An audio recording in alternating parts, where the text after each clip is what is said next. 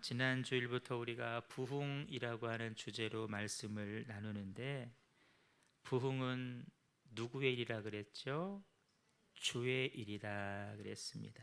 여호와여, 주는 주의 일을 수년 내에 부흥하게 하옵소서. 부흥은 우리의 일이 아니라 부흥은 하나님의 일인 줄로 믿습니다.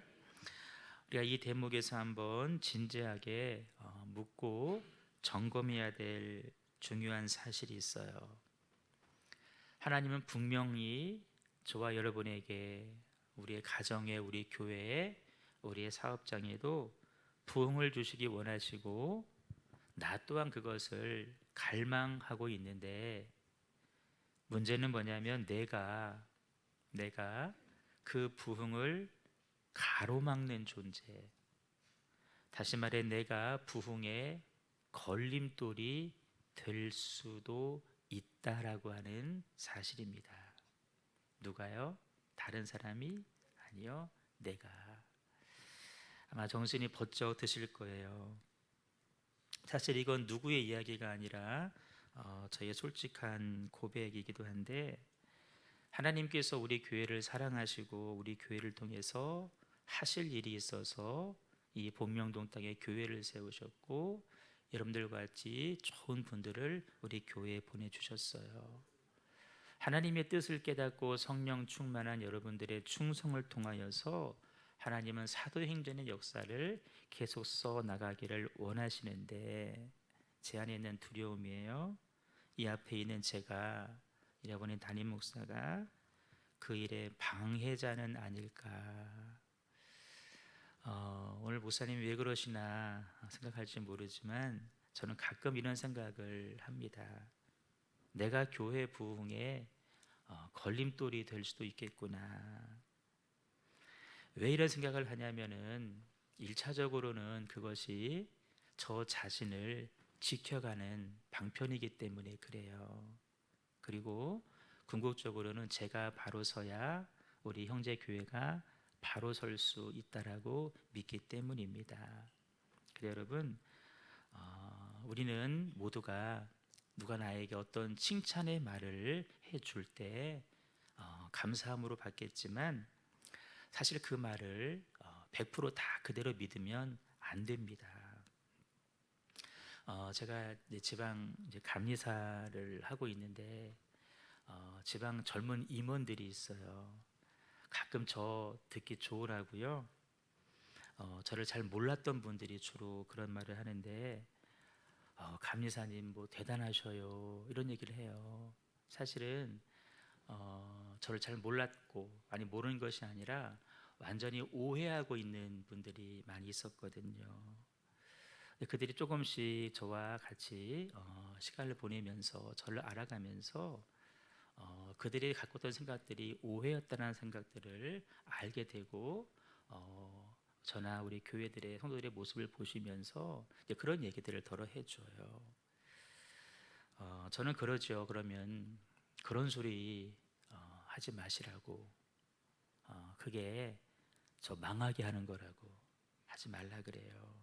만약에 저희들이 그런 소리에 이렇게 취해버리면요, 내가 뭐라도 된 줄 알 거예요. 내가 대단한 사람인 줄 착각하죠. 그러면 사람 무너지는 거 여러분 한순간입니다. 그러면 교회도 흔들리게 되는 거예요. 다시 본론으로 와서, 내가 부흥의 걸림돌이 될 수 있다라는 사실을 인정해야 돼요. 그 인정은 이제 이렇게 이어져야 됩니다. 절망하고 자책하고 포기하는 것이 아니라 생각을 뒤집어 보는 거예요.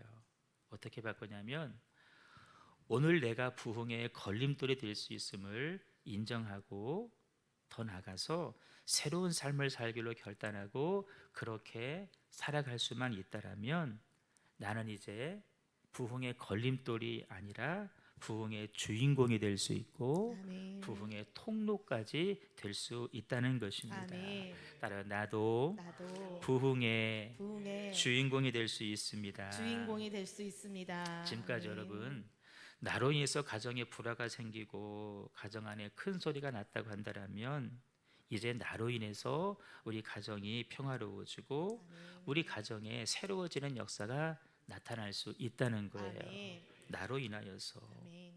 나로 인해서 때론 교회가 시험에 들고 갈등이 생겼다고 한더라도 이제 나로 인해서 교회가 새로워지고 교회가 더 성령 충만해지고 아멘. 교회는 더 부흥하게 되고 아멘. 그래서 우리 모두는 그 부흥을 통해 주시는 하나님의 복을 누리는 축복의 주인공이 될 수 있다. 아멘. 여러분, 모든 사람이 부흥의 통로로 쓰임 받으면 좋겠지만 사실은요, 한 사람이 회심하고 한 사람이 결단하고 돌아오면 하나님 부흥의 역사는 일어나게 됩니다. 아멘. 한 사람이에요. 하나님은 회심하고 돌아온 그 한 사람을 통해서 하나님의 부흥의 역사를 이루어 가시는 하나님이십니다. 아멘. 성경이 증언하는 바인데 바울 한 사람이 회심하고 돌아오니까 그 한 사람을 통해서 온 유럽이 복음화되고 결국 우리 한반도에까지 주의 복음이 들어오지 않습니까? 아멘. 우리가 한때 1907년 평양 대부흥을 열심히 이야기했어요. 사실 그 평양 부흥이 있었던 것은요, 그 이전에 1903년입니다. 그러니까 평양 대부흥이 1907년인데 4년 전에 1903년에 원산에서 사역했던 하디라고 하는 우리 감리교 선교사님이 계셨어요. 그 선교사님이 자기의 죄를 각성하고 회개하는 그런 회개의 운동이 있었어요. 조선에 선교하러 파송받아서 왔는데 선교 역사가 일어나지 않는 거예요. 실패한 거예요. 그럴 때 선교사님이 한국 사람들은 그래서 그렇다 뭐해서 그렇다 이렇게 이 핑계 대지 않았어요. 성령의 인도와 능력을 따르지 않는 자기 자신에게 책임이 있음을 인정하고 먼저 회개를 했어요. 그 회개를 따라서 수많은 사람들이 회개에 동참하게 됩니다. 그 하디 한 사람의 영적 각성이 결국에는 평양 대부흥 운동까지 이어지게 됐다는 거죠. 가장 최근으로 한번 가봐요. 소개해드린 적이 있는데 미국 에즈벨이라고 하는 곳에서 작은 시골 마을 신학교입니다. 엄청난 부흥 운동이 있었는데 이 부흥 운동의 배경에는 중국계 말레이시아 신학자인 홍투리오라고 하는 목사님이 계셨습니다. 이분이요 2016년도에 이 학교에 교수님으로 부임을 했어요. 그런데 어느 날 하나님의 음성을 들어요. 이 대학과 지역의 부흥을 위해서 기도하라라는 음성이었어요. 그 순간부터 교수님이 교수직을 내려놓고 기도하기 시작해요. 미국 교회는 새벽 기도가 없거든요. 근데 이분이 새벽에 막 기도하는 거예요. 그리고 부흥을 촉구하는 팻말을 이렇게 마치 1인 시위하는 것처럼 몸에 탁 걸고 거리를 막 걷기 시작한 거예요. 그 모습을 보면서 학생들이 샌드위치맨이다 이렇게 앞과 뒤에다가 영어로 부흥 써서 걸고 다니니까 자, 사진 한번 보여드릴게요. 저 모습이에요. 혹시 보이시나요? 이분이요 3년간의 기도 약속을 지키신 거예요. 학교를 품고 도시를 품고 기도하셨어요. 그 기도를 통해서 에즈벨이 부흥운동이 일어났습니다. 여러분, 한 사람이 영적으로 회심하고 결단하면 그 한 사람을 인해서 공동체는 놀라운 부흥을 경험하게 될 줄로 믿습니다. 아멘. 이게 성경의 원리예요.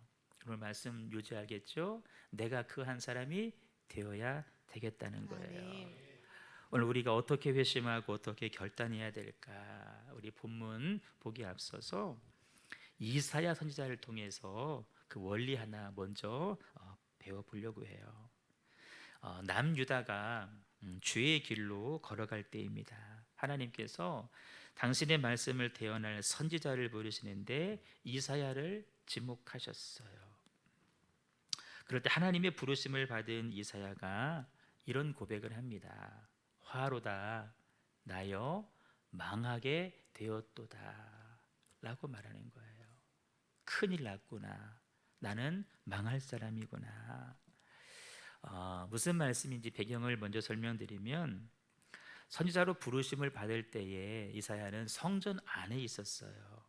성전 안에서 뭘 보냐면은 성전 안에 가득한 하나님의 영광을 이사야가 바라보게 돼요.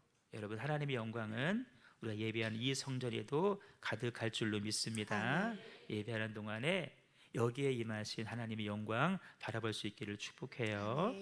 그 영광이요, 얼마나 크고 아름다웠는지 선도자를 압도하는 거예요. 소위 영적인 충격을 받은 거예요. 그래 고백하기를, 화로다, 큰일 났구나, 나로 망하게 됐구나 라고 이사야가 탄식을 하면서 고백을 하는 거예요. 이런 의미죠. 하나님, 이 나라와 이 민족이 지금 망할 위기 가운데 처해 있는데, 이렇게까지 된 것은 누구의 책임, 누구의 잘못이 아니라 다 나의 책임이고 나의 잘못입니다. 그것을 인정하고 그것을 깨닫고 회개하는 거예요. 그 깨달음이 있은 후 이사야가 하나님 앞에 이렇게 결단을 합니다. 하나님, 이 민족을 살리는 일에 있어서 사람이 필요하시다라면 저를 보내주시옵소서. 내가 하나님의 심정을 가지고 하나님의 뜻을 품고 하나님의 뜻을 이 땅에 대언하겠습니다. 그렇게 자신의 존재가 무엇인지를 정확히 깨달은 다음에 드렸던 고백이 뭐냐면, 주여, 내가 여기 있사오니 나를 보내시옵소서라는 고백이에요. 자기를 깨닫고 나서 드렸던 고백이죠. 이런 과정은 사실은 사도 바울도 경험을 했는데, 사도 바울이 신약 성경의 핵심과도 같은 말씀을 로마서 8장에서 고백하는데, 우리 한번 같이 읽어봐요. 시작. 그러므로 이제 그리스도 예수 안에 있는 자에게는 결코 정죄함이 없나니, 이는 그리스도 예수 안에 있는 생명의 성령의 법이 죄와 사망에서 너를 해방하였습니다. 아멘. 마귀는 여전히 우리를 보면서 너 죄인이야, 너 실패한 사람이야 라고 참소하고 정죄를 합니다. 정죄는 죄를 정하는 거예요. 너 죄인이야 라고 정해주는 거예요. 그러나 우리가 어디에 있을 때? 예수 그리스도 안에 있을 때, 예수 그리스도의 십자가 보혈 안에 있기만 하면 우리는 결코 정죄함을 받지 않는 줄로 믿습니다. 근데 바울이 이 고백을 했는데요, 이 고백도요, 어느 날 그냥 나온 고백이 아니라는 거예요. 바울이 이 고백을 하기에 앞서서 처절한 자기 인식을 경험하게 됩니다. 로마서 7장에 보시면, 오호라, 나는 공고한 사람이로다. 이 사망의 몸에서 누가 나를 건져내겠습니까? 라고 바울이 고백을 해요. 여러분, 우리가 보기에 바울은 정말 완전한 사람입니다. 배설물로 알고 다 버렸다 그랬어요. 바울은 정말 좋은 조건, 우리는 그 중에 하나만 있었으면 좋겠다 싶은 좋은 조건들을 다 가진 사람이었는데, 다 배설물로 알고 해로 여기고 버린 사람이었어요. 정말 하나님이 쓰시는 사람 중에 바울만큼 좋은 조건 가진 사람이 없어요. 그런데 여러분, 우리는 그렇게 바울을 높이 평가하는데, 바울은 자기 자신을 어떻게 평가하냐면은 자기 자신을 바라보면서 괴로워하는 거예요. 여전히 자기 속에 남아있는 인간의 생각, 인간의 욕심, 인간의 정욕을 바라보는 거예요. 우리는 못 보지만 자기는 자기를 볼 수 있잖아요. 내가 생명을 걸고 복음을 전하면서도 자기 저소 깊은 곳에 남아있는 세상적인 욕심, 인간적인 정욕이 여전히 남아있음을 바울이 자기 자신을 보는 거예요. 심지어는 하나님 일으키시는 기적, 내가 그 기적의 통로로 쓰임받는 순간에도 여전히 인간적인 야망이 자기 속에 있음을 바울이 보는 거예요. 이런 거죠. 신령한 은사 있는 사람이 기도해서 병이 고침을 받아요. 기적이 눈에 보여요. 그 순간 그 사람 속에 병 고침 받은 이 사람이 나에게 어떤 밥을 사줄까? 어떤 선물을 해줄까? 이걸 계산하는 마음이 우리 속에 있다는 거예요. 우리도 그렇잖아요. 내가 누군가에게 선행을 해주면서 이 사람이 나에게 어떻게 뭘로 갚아줄까? 하영주 목사님 설교를 제가 요즘에 듣고 있는데, 사람을 용서했는데 진짜 용서는 내가 그 사람을 용서한 것도 잊어버려야 되는데, 우리는 내가 너 2번 용서했어, 너 3번 용서했어, 한 번만 더 해봐라, 가만두나. 여러분, 그건 용서가 아니죠. 그렇게 말씀하시더라고요. 우리 다 그래요.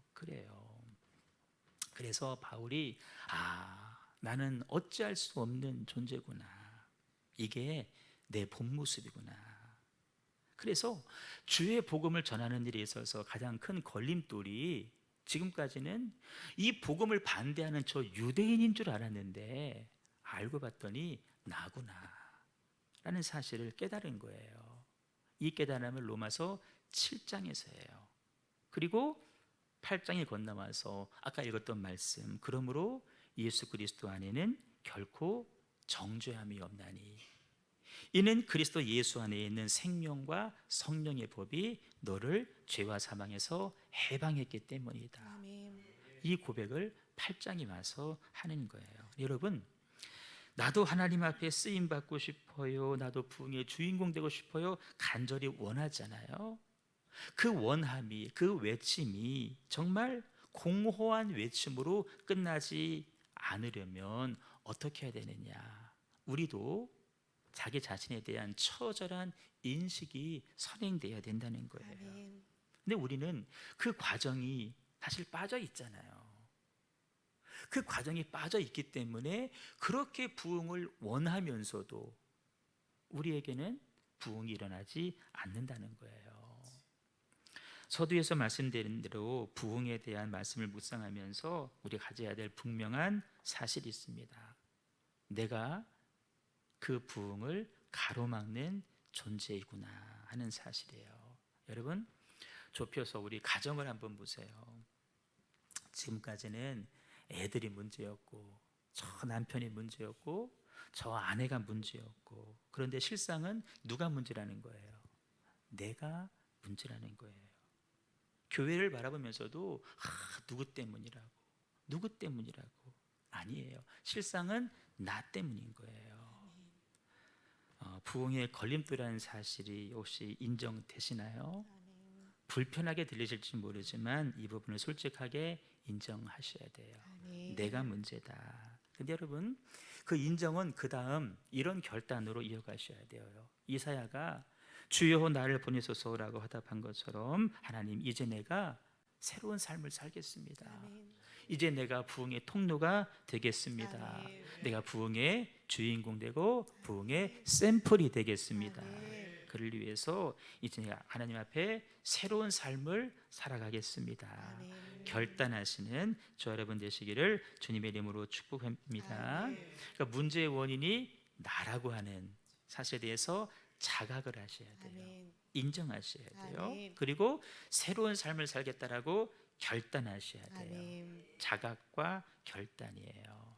자, 이런 맥락에서 지난주에 이어서 부흥의 2번째 포인트 하나만 생각해 보려고 하는데, 오늘 말씀의 주인공은 야곱입니다. 여러분, 야곱 아시죠? 인품으로만 볼 때는 우리와 별반 다르지 않는 사람이에요.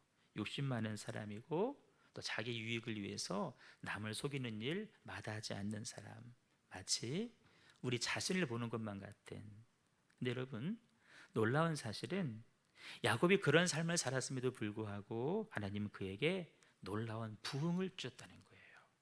그것도 3번이나 경험하게 하셔요. 그런데 그 3번의 놀라운 부흥이 언제 일어나느냐 할 때, 야곱의 생애 가운데 가장 힘들고 가장 어렵고 가장 위기의 순간에 부흥이 주어졌다는 거예요. 자, 지난주에 부흥은 뭐라 그랬어요? 죽은 것이 다시 살아나는 역사이다 그랬어요. 야곱의 삶 전체는요, 여러 번 정말 죽을 것 같은 위기가 있었어요. 근데 그때마다 다시 살아나는 부흥의 역사가 있었다는 이야기인데, 이 사실이 여러분 우리들에게 참 은혜가 되고 또 소망이 되는 게 뭐냐면, 인간적으로 볼 때 야곱 뭐 우리와 별반 다르지 않다 그랬어요. 환경적으로 볼 때에도 야곱만큼이나 우리도 정말 죽을 것 같은 어려운 상황에 있어요. 그럼 뭐예요? 야곱의 삶에 부흥이 일어난 것처럼 우리 삶에도 부흥이 일어날 수 있다는 거잖아요. 아멘. 어떻게 하면요? 야곱처럼 하면 우리도 따라가면, 야곱이나 우리와 별반 다르지 않지만 다른 게 있어요. 우리는 거기서 멈췄는데 야곱은 그것을 극복하고 나갔다는 거예요. 아멘. 야곱이 어떻게 했느냐? 자, 야곱이 경험한 첫 번째 부흥 이야기는 창세기 28장에 기록되어져 있어요. 소위 베델 부흥 사건인데, 아시죠? 팥죽 한 그릇에 장자권 빼앗았고 형 속여서 아버지를 속여서 축복 기도까지 받았어요. 그런데 그 결론이 뭐예요? 야반 도주예요. 한 번도 가보지 않은 그 외삼촌 집으로 도망가야 했어요. 여러분, 한 번도 가보지 않은 길이에요. 내비게이션 없어요. 나침반도 없어요. 주소도 없어요. 여러분, 밤에 도망갑니다. 뭐 준비해 가지고 왔겠어요? 그냥 가야 돼요. 얼마나 외롭고 얼마나 두려웠겠어요. 그래서 광야에서 돌을 베개 삼아서 이제 잠을 청하는데, 그 외로움과 두려움 때문에 잠을 들질 못해요. 외로움과 두려움의 절정의 순간인데, 바로 그 순간에 그 두려워하는 야곱에게 하나님께서 꿈 가운데 찾아오셔서 말씀해 주시면서 축복을 해 주시는 거예요. 이것이 바로 야곱이 경험한 첫 번째 부흥이다. 한번 읽어봐요. 시작. 여호와께서 그 위에 서서 이르시되 나는 여호와니 너의 조부 아브라함의 하나님이요 이삭의 하나님이라. 내가 누워있는 땅을 내가 너와 내 자손에게 주리니 내 자손이 땅의 티끌같이 되어 내가 서쪽과 동쪽과 북쪽과 남쪽으로 퍼져 나갈지며 땅의 모든 족속이 너와 내 자손으로 말미암아 복을 받으리라. 내가 너와 함께 있어 내가 어디로 가든지 너를 지키며 너를 이끌어 이 땅으로 돌아오게 할지라. 내가 내게 허락한 것을 다 이루기까지 너를 떠나지 아니하리라 하신지라. 아멘. 거짓말하고 도망가는 야곱에게 하나님 오셔서 이 말씀을 주시는 거예요. 야곱이 경험한 첫 번째 부흥이에요. 이 말씀을 받고 야곱이 하나님 앞에 약속을 합니다. 하나님, 내가 하나님 약속하신 대로 다시 고향 땅 아버지 집에 돌아오게 하시면, 조건을 달았어요. 별로 좋은 건 아닌데, 하나님, 내가 하나님을 기억하겠습니다. 만나주신, 부흥을 주신 이 자리에 다시 돌아와서 하나님께서 내게 주신 모든 것에 10분의 1을 11조를 구분하여 드리겠습니다. 그러면서 이 말을 덧붙여요. 그 약속을 드리면서 제단을 쌓는데 그 장소의 이름을 베델이라고 이름을 붙여줍니다. 자, 이제 야곱이 두 번째 부흥을 경험하는데요. 외삼촌 집에서 20년간 속고 속이는 생활을 했어요. 고향으로 돌아오는데 어느 정도 재산도 갖고 있고 결혼도 해서 아내도 있어요. 근데 문제는 뭐냐면 20년의 세월이 지났지만 여전히 형이 나를 용서하지 않는다는 소식이 들려온 거예요. 형이 나를 죽이려고 해요. 그러니까 여기까지 오긴 왔는데 더 이상 나아가질 못하는 거예요. 야곱이 야복 강가에서 밤을 새워 기도합니다. 환도뼈가 이제 위골되기까지 처절하게 기도를 해요. 그때 하나님 야곱에게 찾아오셔서 두 번째 부흥을 주셔요. 그 만남을 통하여서 야곱은 형 에서와 정말 극적인 화해를 하게 됩니다. 자, 그러면 보세요. 자기 인생 가운데 정말 가장 큰 근심거리, 형과의 관계, 그 누구도 풀 수 없는 형과의 관계를 하나님의 은혜로 풀었어요. 아멘. 자, 야곱에게는 재산도 있다 그랬어요. 결혼도 했다 그랬어요. 형과의 관계도 이제 다 풀렸어요. 야곱의 인생에 이제는 남아있는 장애물 없어요. 그러면 그 순간 야곱이 뭐 해야 돼요? 나에게 은혜를 주신 하나님을 기억했어야 돼요. 아멘. 이 문제를 풀어주신 하나님을 기억했어야 돼요. 내가 너와 함께 일 거야. 내가 어디로 가든지 너와 동행할 것이고 너를 지켜주고 너를 이끌어 줄 거고 다시 이 땅으로 돌아오게 할 거야 라고 말씀하신 하나님을 기억했어야 돼요. 자기가 뭐라고 서원했어요? 하나님, 내가 다시 여기 베델로 와서 제단을 쌓겠습니다 라고 아멘. 본인이 먼저 약속까지 했잖아요. 그리고 그 약속을 야곱은 지켰어야 돼요. 근데 야곱이 그쪽으로 가지 않아요. 세겜이라고 하는 장소로 옮겨가요. 자기 삶에 은혜를 주신 하나님과 야곱이 멀어졌다는 의미예요. 세겜에서 야곱이 어떤 일을 겪냐면 자기 딸 디나가 있는데 세겜 사람들에게 부끄러움을 당합니다. 강간을 당해요. 아비로서 견딜 수 없는 아픔과 상처를 겪게 돼요. 근데 그걸로 끝이 아니에요.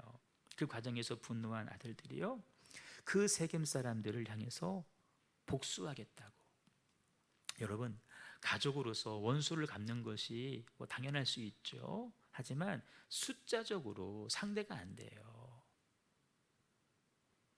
가문의 몰락이에요. 다 죽을 그런 위험한 상황이에요.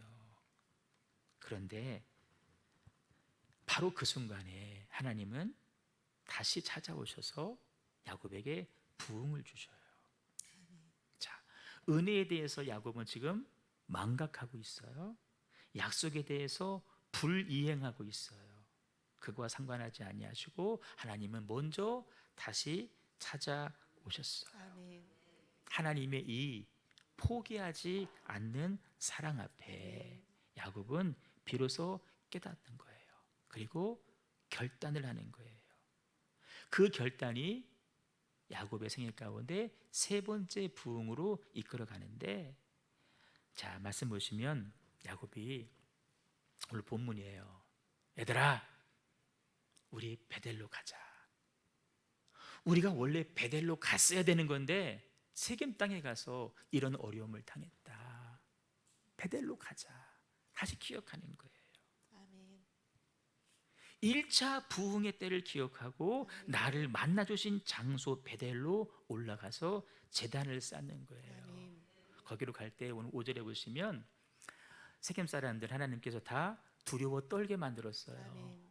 쫓아오지 못하게 만들었어요. 아멘. 다 막아주셨어요. 아멘. 그리고 베델에 와서 제단을 쌓고 그곳의 이름을 엘 베델이라고 불러줘요. 엘 베델이다. 여러분, 장소는 동일한 곳이에요. 처음 만난 장소 베델이라고 했던 곳. 이번에 다시 올라와서 예배할 때는 그곳 이름을 엘 베델이라고 불러요. 무슨 말이냐면 베델은 하나님의 집이라고 하는 뜻이에요. 장소에 강조가 있어요. 하나님이 여기서 나를 만나 주셨다라고 하는 장소 공간의 개념이에요. 그런데 하나님의 집이라는 말에 하나님을 의미하는 엘자를 덧붙여요. 하나님의 집에 계신 하나님. 베델은 장소를 강조하는 거예요. 여기서 만나 주셨다. 그런데 하나님의 집에 계신 하나님. 아멘. 하나님에게 지금 야곱이 관심하고 집중하고 있다는 거예요. 아멘. 야곱의 선이 어디를 향하고 있어요? 하나님에게 향하고 있다는 거예요. 아멘. 자, 무슨 말이냐? 우리가 부흥을 원했어요. 그런데 부흥을 주시는 하나님을 우리가 원하지를 않았어요. 하나님 주시는 복을 우리가 관심해요. 그런데 복 주시는 하나님에 대해서는 별로 관심하지 않은 거예요. 그러나 이제는 우리의 관심이 어디로? 하나님에게로 옮겨져야 된다. 아멘.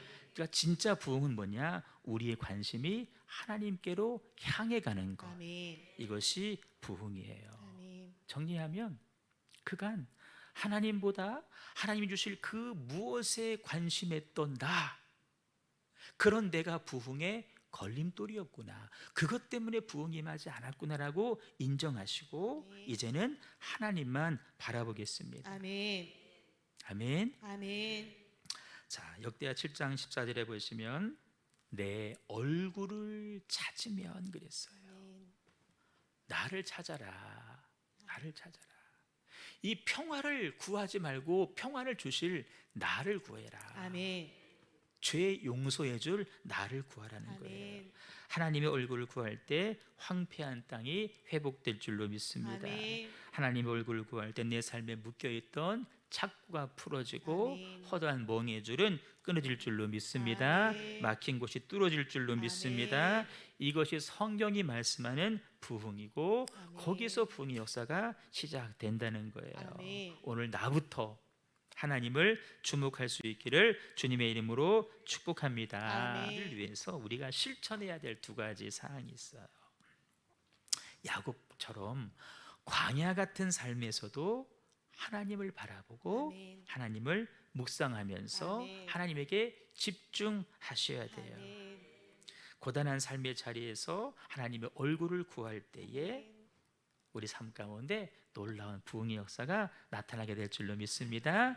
두 번째, 부흥은 예배의 회복을 통해서 주어지는 것이다. 아멘.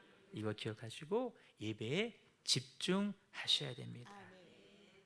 예배 회복이에요. 성경에 보세요. 모든 부흥의 순간에는 항상 예배 회복이 뒤따라갔어요. 아멘. 창세기 35장에 보시면 그가 거기서 제단을 쌓고 아멘. 28장도 마찬가지, 그 위에 기름을 붓고 아멘. 다 예배를 드리는 장면이에요. 창세기 35장도 마찬가지예요. 전제물을 붓고 그 위에 기름을 붓고. 아멘. 자, 부흥은 항상 예배로 이어져야 된다. 아멘. 자, 여러분 예배에 목숨을 거십시오. 아멘. 예배 한 번 잘 드리면 인생이 변한다라는 사실을 이론으로만 알지 마시고 우리 삶에서 실제로 내가 먼저 경험하시고 아멘. 믿지 않는 사람들에게 보여주시기를 축복합니다. 아멘. 말씀을 정리해요. 지금 여러분들이 머무시는 곳이 어디세요? 혹시 은혜 다 까먹고 야곱처럼 한때 세겜에 머물러 계시지는 않으세요? 세겜이 더 좋아 보이시나요? 베델을 잊어버리셨나요? 그렇다면 우리가 일어나 베델로 올라가자라고 선포했던 야곱의 말을, 결단을 기억하시고 베델로 돌아가셔야 돼요. 아멘. 베델이 어떤 곳일까요? 환난날에 내게 응답해 주신 곳입니다. 아멘. 나와 함께 하셔서 부흥을 맛보게 하신 곳이에요. 아멘. 기름을 붓고 예배했던 그곳이 바로 베델이에요. 아멘. 우리가 올라가야 될 베델이 어디일까? 저와 여러분들이 올라가야 되고 머물러야 될 베델이 어디일까요? 주의 핏값으로 세우신 바로 이 교회입니다. 아멘. 교회예요. 여러분, 이 교회에 머무시면서 하나님 베푸시는 은혜를 기억하시고 하나님만 바라보시고 아멘. 하나님만 예배하는 삶을 살아가시기를 바랍니다. 아멘. 제가 말씀 서두에 그 에즈베리 부흥 운동 위해서 기도하신 리우 목사님 말씀드렸잖아요. 이 목사님이요, 지난주에 우리 한국에 오셨어요. 선한 목자교회에서 이렇게 집회를 하셨는데 그 기사가 국민일보에 소개가 되어졌어요. 제가 읽어봤는데 이렇게 얘기했어요. 부흥에는 규칙이 있습니다. 부흥은 반드시 한 개인의 영적인 각성에서 시작합니다. 이런 얘기를 해요. 한 개인의 영적인 각성이 없으면 대규모 부흥은 절대 일어나지 않습니다. 그러니까 모든 사람 아니에요. 나 한 사람이에요. 집안 식구들 전부 아니에요. 나 한 사람이에요. 아멘. 나 한 사람 변하면 되는 거예요. 각성하고 새로워진 나로부터 우리 가정과 우리 교회와 이 나라와 이 민족의 부흥의 역사가 이루어질 것이다. 이걸 기억하시고 주님, 오늘 내가 변하겠습니다. 나부터 주님 바라보겠습니다. 나부터 주의 성전에 머물면서 주님 영광 바라보시고 엘베델 성전 안에 계신 하나님 바라보며 살겠습니다. 다짐하시고 또 그렇게 삶으로 살아내시는 저 여러분 꼭 되시기를 주님의 이름으로 축원합니다. 찬양 드리겠습니다. 내 삶 가운데 하나님 허락하시는 놀라운 부흥의 역사가 임하기를 원합니다. 눈물 나는 골짜기를 다닐지라도 그곳이 바로 부흥의 꽃이 피고 부흥의 열매가 맺히는 부흥의 현장이 되기를 소망합니다. 하나님, 내가 그 부흥의 통로, 부흥의 주인공 되게 하시고 부흥의 역사가 나로부터 시작되게 하여 주시옵소서. 이를 위해서 나의 모습을, 진짜 모습을 자각하고 회개하고 돌이키고 다시 주님께 돌아와서 시선을 고정하며 예배하며 주님만 묵상하며 살겠습니다. 이런 다짐하는 그런 시간 되었으면 좋겠어요. 우리 힘껏 찬양하고 같이 기도하겠습니다.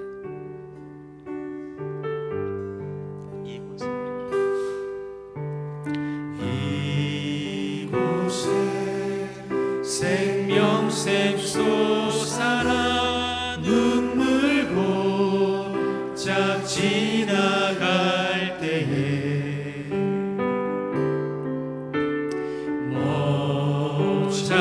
모자나 열매 맺히고 웃음소리 넘쳐나리라. 그날의 하늘이 열리고 그날에 하늘이 열리고 모두가 보게 되리라.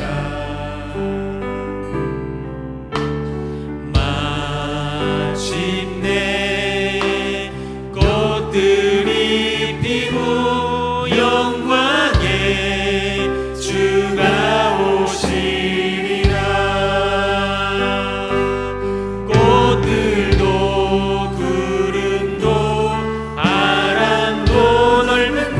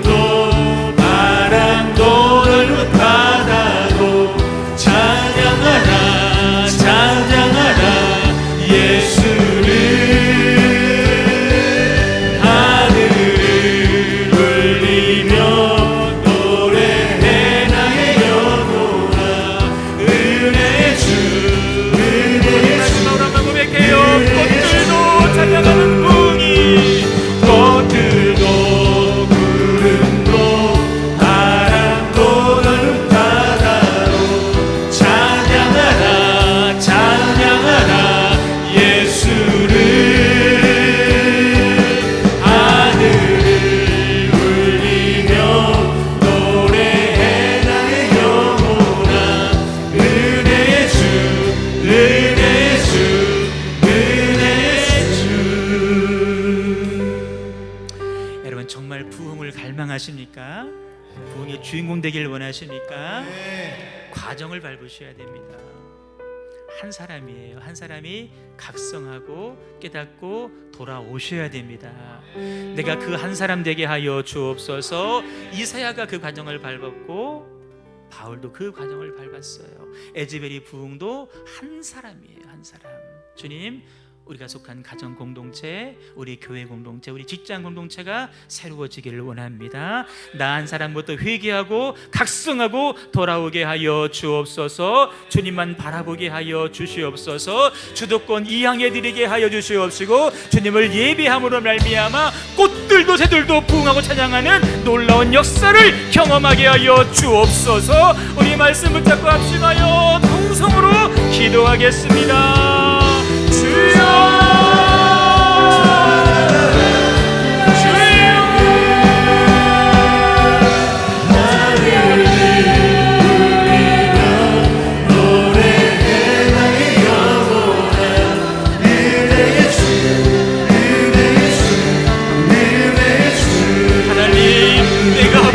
걸림돌이었어. 하나님, 내가 부흥의 외방돌이었습니다. 하나님, 나 때문에 못하겠다.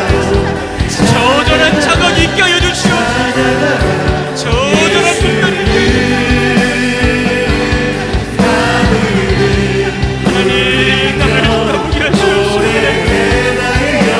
바로다 내가 망하게 되었구나. 바로다 내가 망하게 되었구나.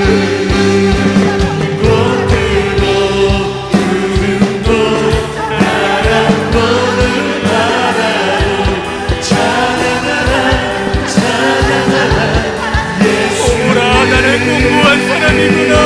내가 공부한 사람이구나. 내 안에 망할 내가 있구나. 내 안에 아직도 내 안에 욕심이 남아있고 아직도 내 안에 정욕이 남아있고 하나님, 이것을 어찌해야 되겠어요? 하나님, 이것을 어찌해야 되겠어요?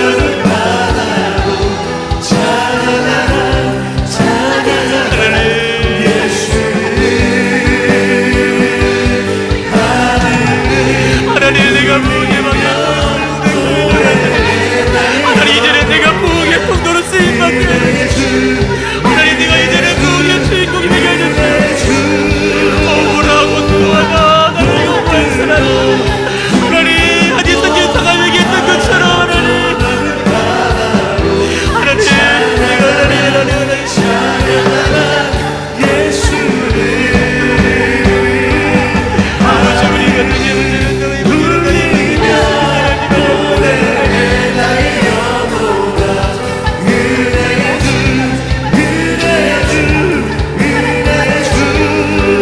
용서해 주세요.